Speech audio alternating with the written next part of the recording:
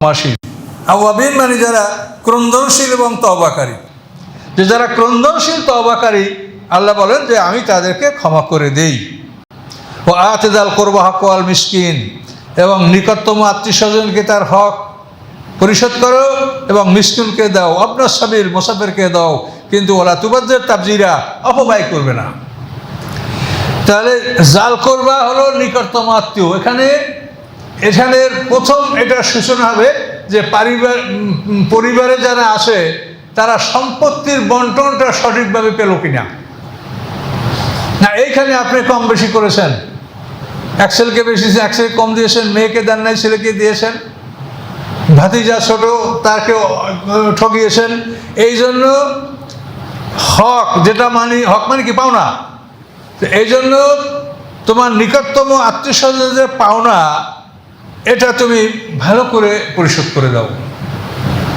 শোনেন, এই পৃথিবীর সব কিছুর বিনিময়ে মানুষ দোজখ থেকে তার আযাব মওকুফ করতে পারবে না। কাজে আপনার ভালো সম্পদটা যদি আপনি ভাইকে দিয়ে দেন, বোনকে দিয়ে দেন, ক্ষতি কি আছে বলেন? এই মনটা তো তৈরি করতে হবে আখিরাতের প্রতি। আপনি যদি আখিরাতটা চোখে দেখেন তাহলে এইটা দিতে আপনার কোনো কষ্ট লাগবে না। যে আমার জন্য আল্লাহ সোনার বাড়ি তৈরি করে রেখেছে, তা আমি আমার এই ঘরটা ভালো, এটা আমার ভাইকে দেই, এটা বোনকে দেই। কিন্তু কই, সমাজে তো এরকম খুবই কম অবস্থা।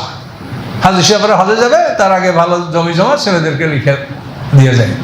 এটা আমরা অবশ্য আমাদের গ্রাম অঞ্চলে এটা খুব বেশি। শো বিঘা সম্পত্তির মালিক যারা, এই সব হাজি সাহেবরা হজে যাওয়ার সময় এই কাম করেন। আর আমি তাদেরকে বলি যে আপনারা মক্কা না যাইয়া গঙ্গা স্নান করে আসেন। আপনারা মক্কা দিয়ে অযথা ভিড় করবেন, মানুষের কষ্ট হবে, ওখানে যাওয়ার দরকার নেই, আপনার আল্লাহ মাফ করবে না। তার কারণ সম্পদ বন্টনটা আল্লাহর আইন। তা আল্লাহর আইনে যদি হস্তক্ষেপ করে